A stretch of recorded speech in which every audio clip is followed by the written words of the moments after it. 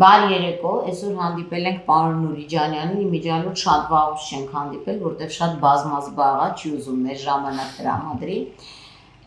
բայց իրականում այսօր շատ կարևոր թեմայից ենք խոսելու, որտեղ ես ինչ հիշում եմ, միշտ կա գերակաշահ հասկացությունը, որը բոլոր պարագաներում ասում են գերակաշահ,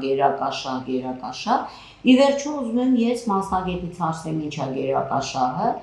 եւ ինչա թաքնված շատ անգամ գերակաշահ հասկացության տակ եւ ինչի է պատե անպատե գերակաշահ օգտագործում այդ բառակապակցությունը, որովհետեւ մենք դա լսել ենք հյուսիսային պողոտա, չգիտեմ, կոնտ հիմա, ֆիրդուս, մեզ մոտ անընդհատ գերակաշահ, բայց ինձ հետաքրքրում է թե դա ում գերակաշահն է, էլի ըստ էության, դա ինձ թվում է գերակաշահ չի, դա ինչ որ մեկի գերակաշահն է։ Ես ուզում եմ որ պարոն Նուրիջանյանը բացատրի թե ինչ է նշանակում, միգուցե ես էլ ճիշտ չեմ ընկալում, հասկանանք, պարոն Նուրիջանյան, ինչ է գերակաշահ։ Նախ շնորհակալ եմ, որ հերթական անգամ եկել եք, շատ հաճելի է ինձ, որ եկել եք։ Թեման պատկերացրեք շատ ակտուալ է ինչպես միշտ, որովհետև գերակաշահ ասվածը միշտ ես այսպես ինչ որ գուցե դա ճիշտ չհնչի, բայց այդտեղ բիզնես շահը ավելի շատ կոռուպցիոն շահեր եւ այլն հակակոռուպցիոն ձեր բլոգին համահուն շատ ակտուալ կոռուպցիոն հարթակ է։ Տեսեք, ուրեմն նախ մենք տասնամյակներ շարունակ որ լսում ենք գերակաշահ ճանաչվել, դա ինչ է։ Յուրաքանչյուր պետությունում գոյություն ունի այսպիսի օրենք հանրության գերակաշահերի ապահովման նպատակով սեփականության օտարման մասին օրենսդրություն կա։ Տրամաբանությունը նա է, որ եթե կա հանրության գերակաշահը, սեփականությունը կարա այսպես հարկադրաբար վերցվի պետության կողմից, որպեսզի ինչ-որ հարց լուծվի։ Այդտեղ տեսեք, եթե մենք օբյեկտիվ նայենք այդ օրենքին, նախ դա պետքա բացառիկ դեպք լինի։ Հենց օրենքն է ասում դա բացառիկ ծայրահեղ միջոց է, այսինքն ոչ թե դու ասես անընդհատ ուզում եմ էլիտար շենք կառուցեմ։ Ու ինքը միշտ գերակաշահ է։ Եվ դա որտեղ է բացառիկ, նախ։ Պլյուս տեսեք, եթե օրինակ ընդունենք մի բարեխիղճ պետություն, չգիտեմ որ մեկը հատկապես, ենթադրենք մեր պետությունը, կառավարությունը որոշի, ընդունենք մետրոյի կայարան կառուցի, մեզ շատ են դա խոսք տալիս, ես ինչ-ինչ հիշում եմ, պետքա մետրո կառուցվի, կամ օրինակ օդանավակայան իրականում լայն հանրության համար մի բան, այդտեղ կա տրամաբանություն, որ ընդունենք, այո, ինֆրաստրուկտուրայից չէ, այո, կամուրջ, չգիտեմ,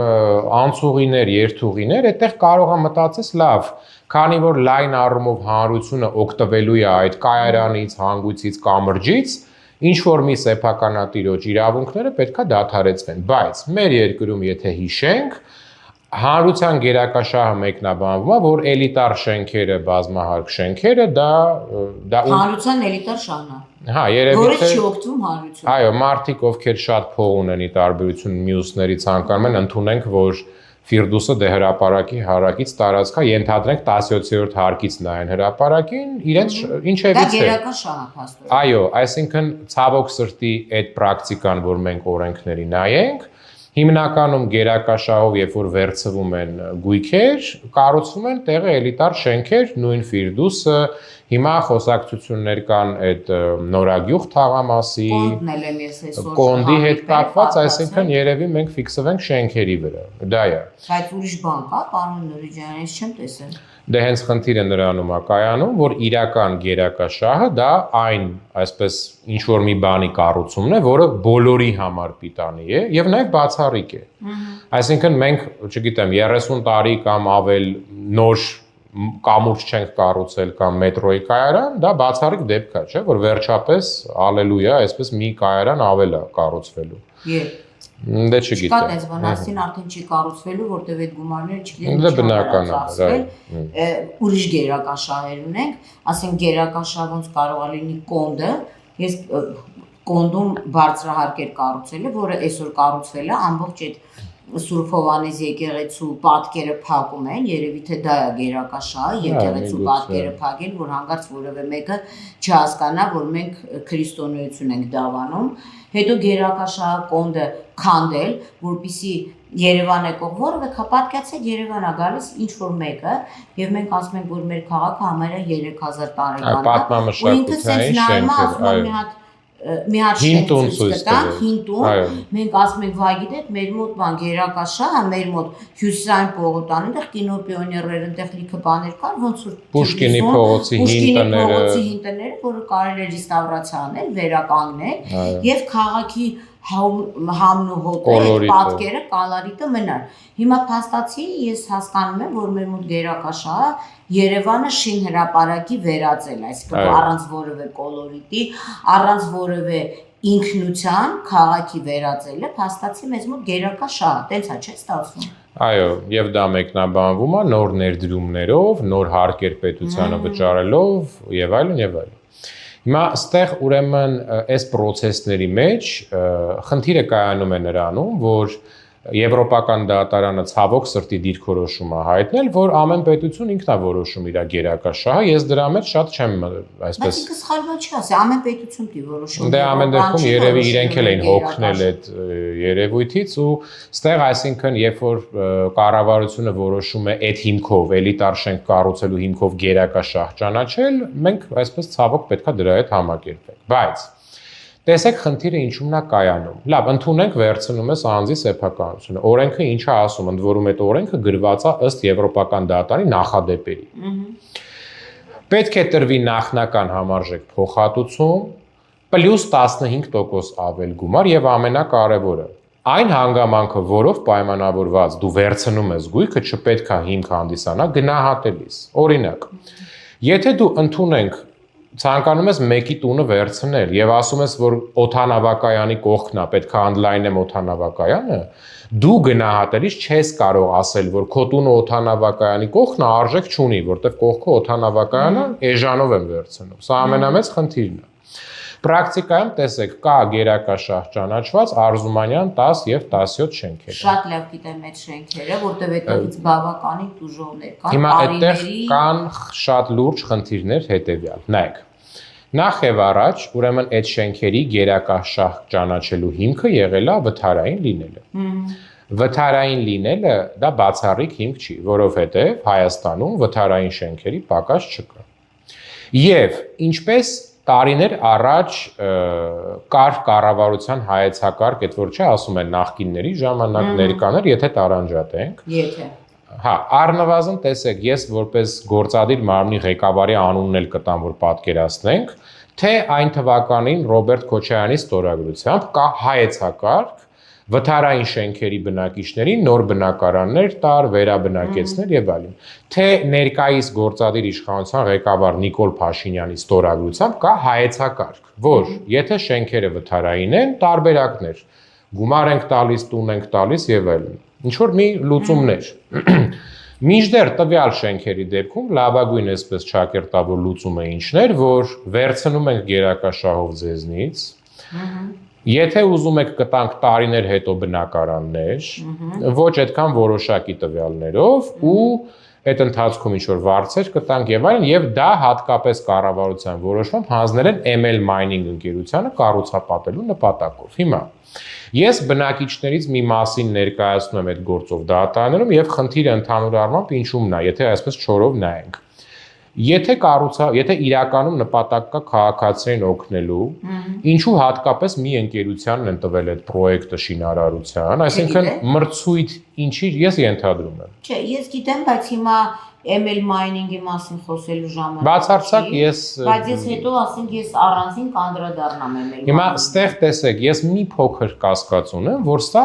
ավելի շատ ինչ որ բիզնես խոսակցություն է, այսինքն լավ տեղ են այդ շենքերը, ինչ որ ձորի վրա են, վերցնելը հարմար է եւ մի ընկերության, այսինքն առնվազն եթե օրենսդիրի տրամաբան չպետք է մրցույթ հայտարարեր կառավարությունը։ Ես հարցում եմ, արի, ասում եմ, ինչու հատկապես այս ընկերությանը։ Որովհետեւ ասում են հեղինակություն է վայելում։ Հիմա ես դատալեքս համակարգից դատական գործեր եմ տպել, որտեղ որ քաղաքացիները դատարան են դիմում, հասկանում եք, ասում եմ, լավ տրամաբանությունը, ինչու ոչ Պողոս Պողոսյան ընկերության, ինչևից է, այսինքն կա արդեն իսկ ինչ որ մի տրամադրվածություն այդ process-ում, չէ՞, շահագրգիռ կողմեր կա։ Երկրորդը ռիսկերը ակնհայտ։ Իմ կարծիքով շատ մեծ ռիսկեր կա։ Հիմա ուրեմն երկրորդը վթարային շենքերի դեպքում, երբ որ մենք ունենք հայեցակարգ, Այս մարդկանց վերաբնակեցրեք հիմա ինչա նշանակում ապագայում խորհուրդներ, որովհետև մենք գիտենք, մարդիկ ովքեր թղթեր ունեն պետությունից, հետո գնում կառավարության դիմաց, այսպես միտինգ են անում, ասում են ուրա մեր տները, չէ՞։ Մարդիկ չեն, բայց այդ մի սերունդ անում, սերունդ։ Հիմա կան մարդիկ, ովքեր որ չեն ուզում, այո, Մինչև այսօր հիշում ենք, որ դուրս եկա, որ կներեք, բայց Քոչարյանի շահը վերեր գերակա շահից, ես նայ։ Ես որպես հասարակ քաղաքացի ասում գերակա շահ, դա պետքա ինչ-որ մի հանրության քվեարկությամբ կամ որոշմամբ որոշվի ի վերջո ոչ Քոչարյանն է երկրի տերը, ոչ Սարգսյանն է, ոչ Լևոն Տեր-Պետրոսյանը, ոչ Նիկոլ Փաշինյանը, սրանք ոչ ապագա պաշտոնատար անձինք։ Հիմա այսինքն դուք ձեր կաբինետներում նստած որոշում եք, որ դա գերակա շահ է։ Մեկի պապական տունը խլում է։ Պապական տունը, որտեղ մարդը մեծացել է, ծնվել է, այդ տան հոտը, այդ տան տեղը իր համար հոգեհարազատ է, եթե դու իր ձեռքից վերցնում ես ոչ իրականքով, դու պետքա կրկնակի փոխհատուցես, որ այդ մարդը, չգիտես ինչի Պուշկինի փողոցից վերկանագնա, չգիտեմ Բանգլադեշում ապրի կամ Նորքի, չգիտեմ որերորդ մասիվում ապրի։ Բայց իրանք այս դեպքում խաբում են, կապ հաստատ, հիմա ասում են կտանք, հետո այն կինո կար, մաս։ Այո։ Հետո էլ դե իրանք չեն լինի, ML mining-ը կդառնա BL shining։ Այո։ Ու դրանով կպրծնի, վերցրեք դատալեքսը, գերակա շահ քարոզողներ եւ տեսեք թե ML mining-ի վերաբերյալ քանի հայցեր կա։ Բայց հիմա կոնկրետ իրանք ասած։ Հիմա այստեղ իրանք ինչ են ասում են մեր երաշխավորը Երևանի քաղաքապետարանն է, մի մեծ հեղինակավոր երաշխավոր։ Հիմա ես Երևանի քաղաքապետարան ձուն չի կարում մաքրի, ձուն մաքրելու երաշխավոր։ Ես անձամբ եղել եմ հանդիպման փող քաղաքապետին, հարց եմ տվել։ Բնակիչների առաջ ասեք, արդյոք Երևանի քաղաքապետարանը բոլոր իր պարտավորությունները միշտ կատարում է պատշաճ եւ դատական վեճեր չեն առաջանում։ Մարդը ազնվորեն ասել է, այո, գիտեք, կարող է լինեն խնդիրներ։ Հիմա բնակիչներ կան, իմ վստահորդները, իրենք չեն ուզում, ասում են մենք չենք ուզում ձեր հետ մտնել երկարատև գործարքի, գերակա շահ եք ճանաչել։ Տվեք նախնական փոխհատուցում, մենք գնանք։ Հիմա ինչ են ասում իրենք։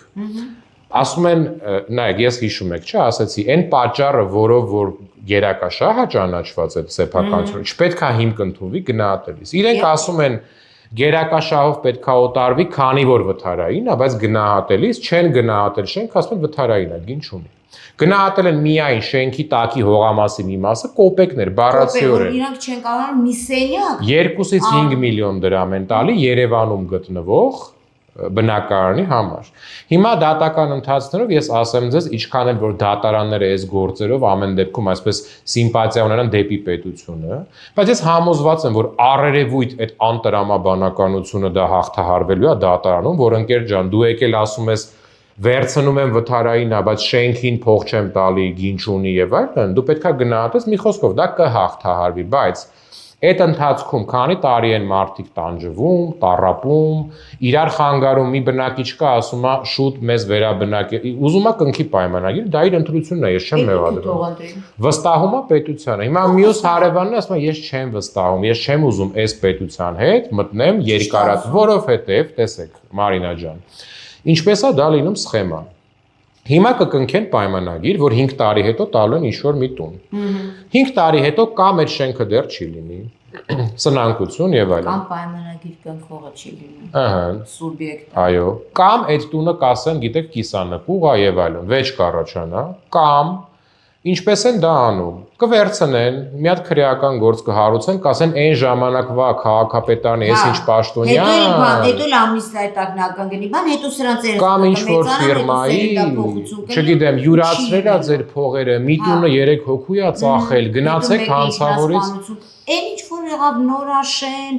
բոլոր այս Քոչարյանի էպոխայի շենքերի ժամանակ տեսանք։ Ով չգիտի այդ սխեմաները։ Բոլորս գիտեն։ Եվ քաղաքացիները, ովքեր որ հետաքրքրվում են մի քիչ, իրենք չեն ուզում մտնեն գործարքի մեջ։ Հիմա գալիս է մի նոր ալիք, նախ միջև այդ մենք հյուսիս-հարավը։ Մեզ խոստանում էին մայրուղի, որը բնական է, որ ինչ որ մի պետություն պետք է ունենա մայրուղիներ, չէ, միջպետական եւ այլն ինչ որտես ճանապարհներ։ հյուսիս-հարավը ավարտել են այսքանի տարի հետո։ Այդ մարդկանց փողերը տվել են, չէ, այնտեղ կային մարդիկ, ովքեր վկայական չունեն, բայց Եվրոպական դատարանը ասում է, որ դու եթե չունես այս պահին տիտղոսային սեփականատեր, չէ, բայց ակնկալիք ունես, դու էլ պետք է ստանաս, ընդունեք պապուժ առանգություններ, չէր ձևակերպել, չէր մարդը։ Մինչև այսօր բացեք դատալեքսը։ Այսինքն տասնամյակներ շարունակ մի բան հայտարարվում է, մի հատ գործ կառուցելու ենք, ընդունենք մայրուղի, չէ՞։ 10 տարի ոչ մեկ չի կարողանում դրա տակից դուրս գալ, պլյուս տուժում են քաղաքացիները այդ փոխհատուցում, այնտեղ կան հողամասեր, ասում են դե արոտավայր է թղթով, ձեզ կոպեկներ ենք տալի, ասում են ընկեր ջան, դե որ արոտավայր եք դուք գրանցել, բայց փաստացի դա հենց փողոցի վրա է, չգիտեմ, բենզա լցակայան կա եւ այլն, դա արժեք ունի, ասում են չէ, քեզ կոպեկներ ենք տալի, այսինքն եթե կարծում եմ, որ պետությունը մի բան նախաձեռնում է, պետությունը պետք է հասկանա դա ոնց է հետո անելու։ Չէ, մենք բան հասնեմ, էլի պետություն կոչված է, դա այդ պետությունում ապրող քաղաքացիների երաշխավոր բոլորի,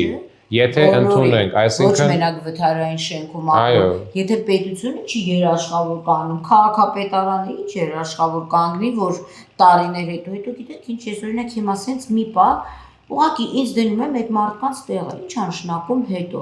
Հիմա ML mining-ը միլիոնած շենք ունի սարքած։ Կեցեք։ Հենց հիմա, լսի, ուզում եմ, պարոն ջան, ես ուզում եմ տանեմ։ Դուք ինձ ասում եք սրան համարժեք։ Այո, հիմա։ Համարժեք, հիմա գերակա շահ չի, այս գույնը չի համապատասխանում գերակա շահին։ Ես այս աթոռը տանում եմ։ Ես հիմա որ այս աթոռը տանեմ, ձեր բազկաթոռը տանեմ, ասեմ դու մի 5 տարի կանգնի, ես հետո աթոռ կբերեմ, սրան համարժեք աթոռը բեր։ Այո։ Գերակա շահին համապատասխանող գույնով, դիր պարոն Նուրիջանյանի տակ նոր աթոռը տակ։ Ես ինչու պետք է սպասեմ, դու սպասի քո շենքին, այո։ Թող ML mining-ի սեփականատերերը, ML mining-ի սեփականատերերի բարեկամները եւ ոչ մենակ ML mining-ի, այն բոլոր կազմակերպությունների, որ Երևանում գերակա շահի անվան տակ կոռուպցիոն գործարքներ են իրականացնում։ Ենթադրաբար իհարկե մենք չենք հա, դուք ասեք դուք փաստաբան եք, ես չեմ ասում ենթադրաբար, եթե որևէ մեկին հետաքրքրի, կարա գա մենք կբացատրենք ինչ չէ։ Ձեր բնակարանները զիջեք, այո։ Հետո դուք ձեր գերակա շահը կիրացնեք եւ տարիներ հետո դուք ձեր ընտանիքի անդամները, ձեր բալիկները, ձեր տիկնայք, ձեր հորեղբայրները, ձեր վարորդները, ձեր սիրուհիները, ձեր ավտոլվացողները կստանաք բնակարաններ։ Ուրեմն կոչ եմ անում բոլոր Արզումանյան շենքի բնակիչներին եւս, որոնք ինձ էլ են ճանաչում, ես էլ իրաց ցավոք ոչ իմանով չկարողացանք ժամանակին օգնել, նույն Ֆիզգարադոկի պատմությունն ասա, չհամաձայնվել եւ վերցնել հիմա այս պահին եւ այն գնով ինչը որ Երևան քաղաքում շուկայական գինն է առանց շենքի ես հիմա դատարանում ասեմ ձեզ ես պահանջելու եմ մենք բոլոր դատական նիստերին գանք ներկա գտնվենք եւ լուսաբանենք այդ դատական նիստերը որտեվ սա բանա возвращение հյուսիսային պողոտա 2 դուք հիշում եք այն ժամանակ Այն մեկը կառուցապատողը իրան գցեց, մեռավ, այն մեկը կախվեց, այն մեկին դատեցին, բայց ի վերջո ոչինչ հետ չեկավ այդ մարդկանց։ Այո, եւ դրա համար տեսեք, մարդիկ իրենք են ընտրում, ես չեմ մեղադրում, վստահում են ընդունենք այդ ծրագրին։ Թող վստահ, կան մարդիկ չեն վստահ։ Ես այդ թվում նաեւ դա եմ ասում։ Հիմա եթե կա կառուցապատող ընկերություն, անունը ML-ա թե BMW-ա, ինչ որ է։ Ցանկացած ընդունենք, չգիտեմ, X Եթե դու լայնածավալ կառուցապատող ես ու համոզված ես, որ այդ շենքը 3 տարում կառուցելու ես, մենք համաձայն ենք, բեր մեզ ավելի մի փոքր թեկուզ հեռու միտեղ մի բան դուր։ Մի 2 մետր էլ պակաս դուր։ 3 տարվա վարձավճարը հիմիկվանից։ Կոպեկներ են տալիս։ Չէ։ Այն գնով, որով որ ես հենց այդ նույն տարածքում, նույն այդ Արզումանյան տարածքում ենթադրենք 3 սենյականոց ոչ վթարային բնակարան պետք է կառուցեմ, իր ամեն ինչով այդ վարձավճարը տուր ինձ, բայց էլի այդ կարողատան այն տունը չեն տալու, բայց մի բան էլ ասեմ, պարոն Նուրիջանյան, հիմա չէ որ մենք կոչ ենք անում, բացարձակ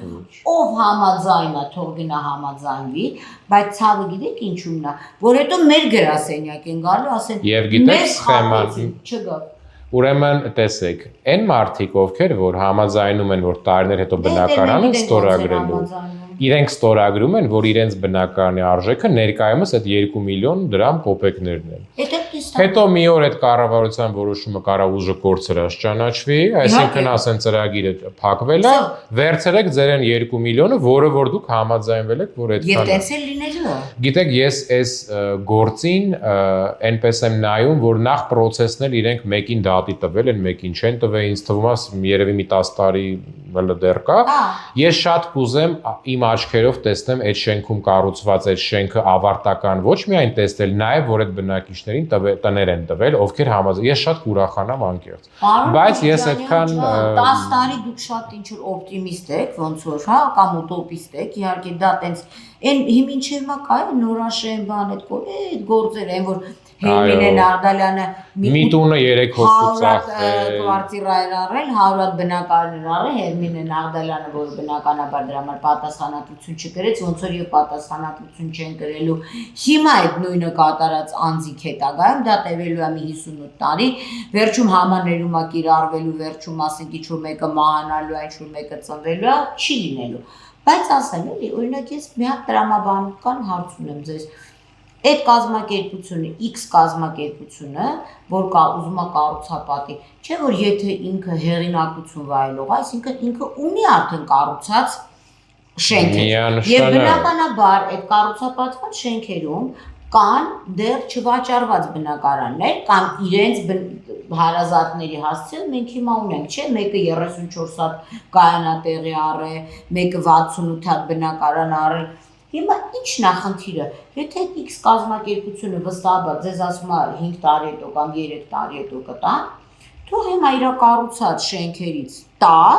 3 տարի հետո ինքը ստանա։ Գիտեք ինչու, որովհետև հենց այդ ընկերությունը չի վստահում ոչ քաղաքապետարանին, ոչ ինքն իր ուժերին, որ այդ շենքը Որովհետև բոլոր ընկերությունները գիտեն, որ հենց փոսը կորում են,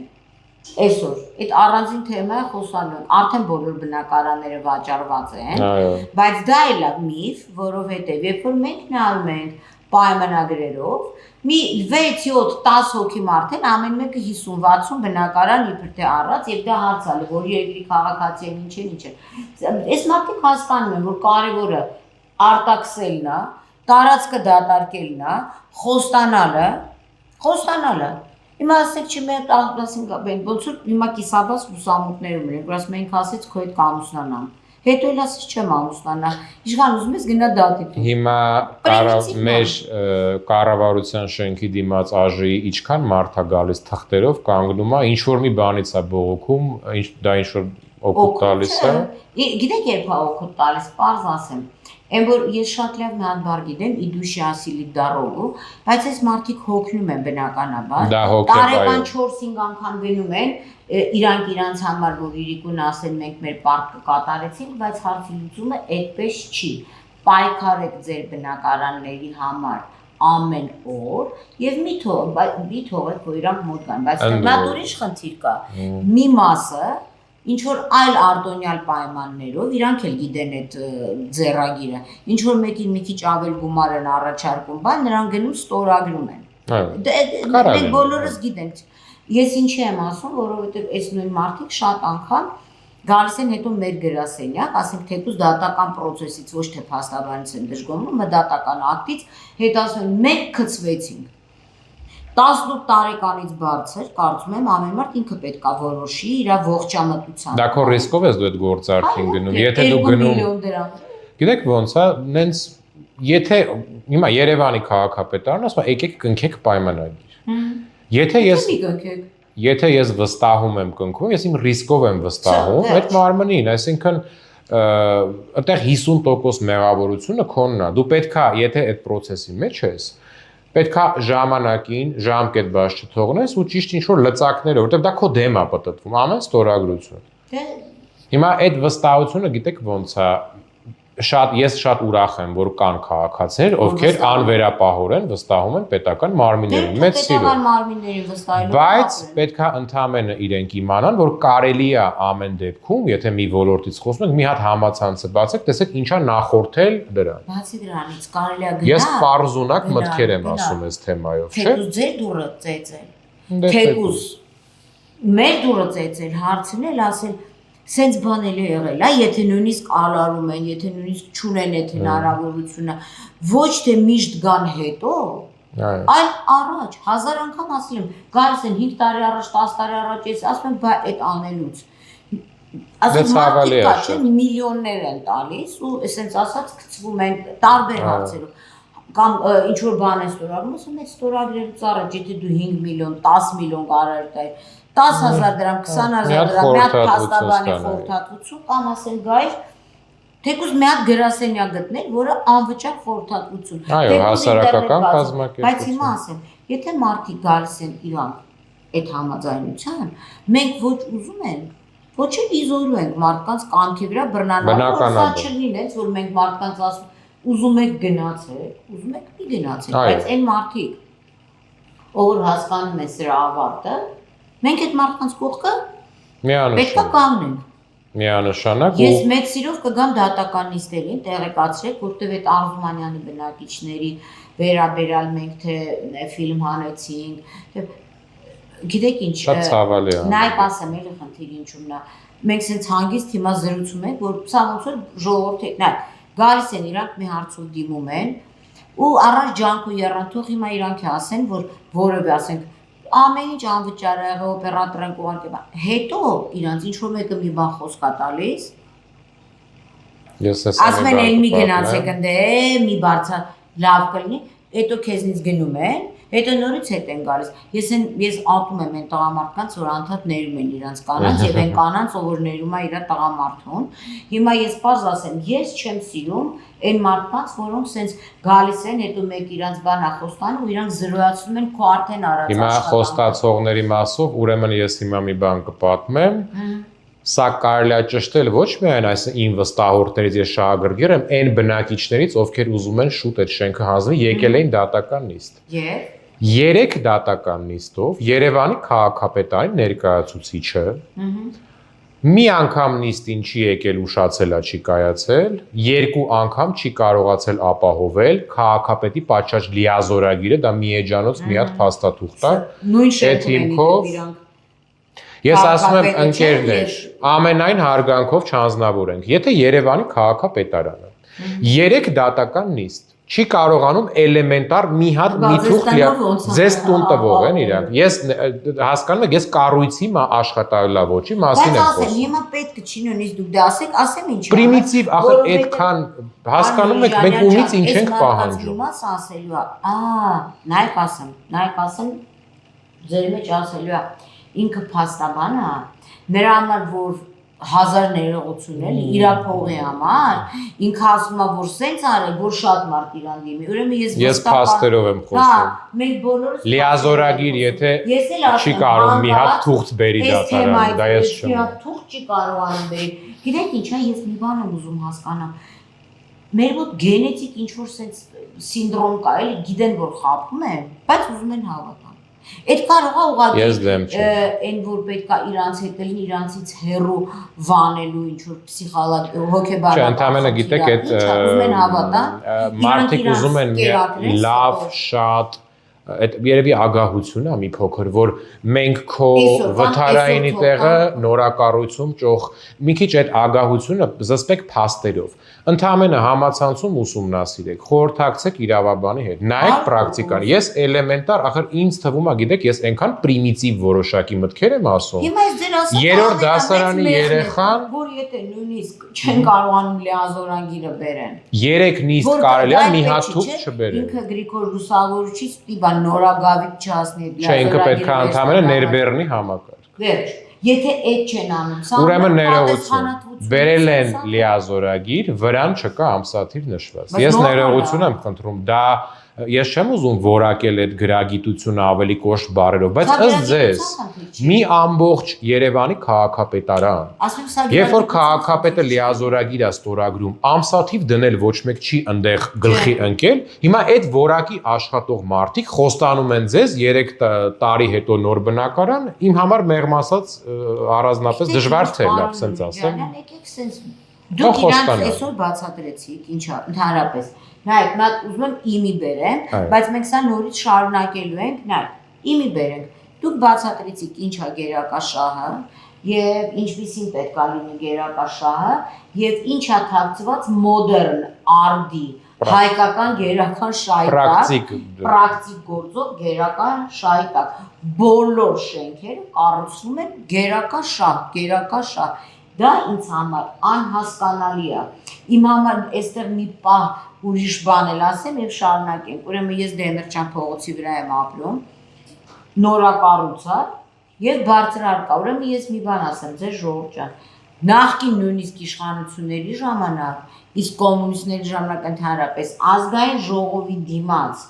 երբևէ բարձրահարկ չեն կառուցել հենց գերակա շահից ելնելով որովհետեւ այդ շենքի պատուհաններից եւ տանիքից սնայպերը բում լավ գործում օրինակ մեր պատուհանից նույնիսկ կաբինետներում ազգային ժողովի մտքեր ձեզ հետապնդելու մտքեր եք ինձ այնքան են հետապնդել իրանք իմ տանիզից շատ են լինում այնքան որ բորկա չեն անում այդից չի հետաքրքրում հիմա նայեք այսինքն նույնիսկ շատ անգամ առանց հասկանալու հա շատ լավ փողոցն շատ ուրախ եմ որ ապրում եմ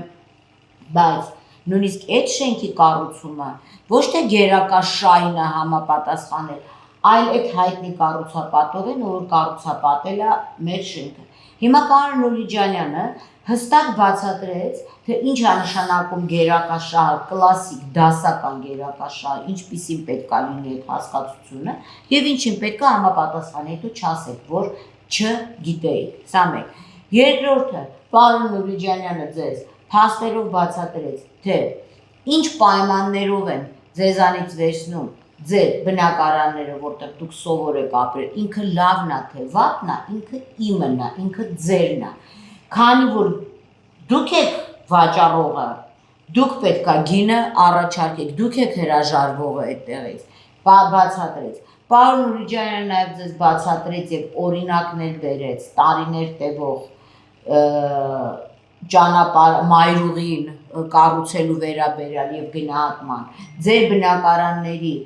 գոյություն ունեցող եւ գործող գներից ցածր, հա, բնակարանների առքովաճառքի գներից ցածր գնահատման, այն ռիսկերը, որին դուք կարող եք առնչվել, եթե քաղաքապետարանը այսօր կանգնի երաշխավոր։ Հիմա եթե ուրիշ բան չեմ հիշում այս ասացից, եթե դուք այսքանից հետո որոշել եք գնալ ինչ-որ գործարքների, դա ձեր իրավունքն է եւ դա ձեր ռիսկն է, ինչպես նաեւ դա ձեր պատասխանատվությունն է, ձեր աճող սերնդի նկատմամբ, որ հետո այսպես են գնչուների պես այդ երեխեքով կտորներով, սավաններով ձեր շոյերը փաթաթած չլինեք մի կազմակերպության դռնից մինչև մյուս կազմակերպության դուռը։ Պարոն Նուրիջանյանը մանրակրկիտ բացատրեց, որտեղ մարդիկ գերակաշահ բառը լսել, պարոն Նուրիջան, մենք մաս չհասկանում դա ինչ է։ Իրանց մոտ դա այնքան կարևոր բան է, որ իրանք չեն կարող դրա դեմ պայքարել։ Ես վստահ եմ, որ կարող են։ Ես ընդհանրապես այսպես ամփոփելով, ընդհանրապես խորհուրդ եմ տալիս չտրվել հույզերին եւ այսպես ականջներին հաճելի խոստումներին որոշումներ ընդունել տրամաբանորեն եւ ինչ որ մի փաստերի հիման վրա հիմնված նաեւ երաշխիքների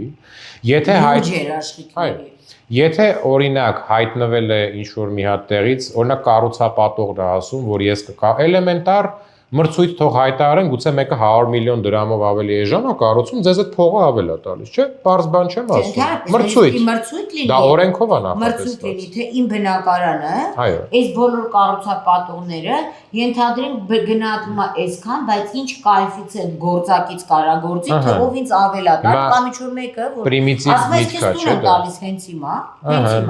Դու գնայ տան ապրի, էլ կներեք, էլի հայկական շատ լավ ասացված կասմը էշմիսատկի գարուն կգա։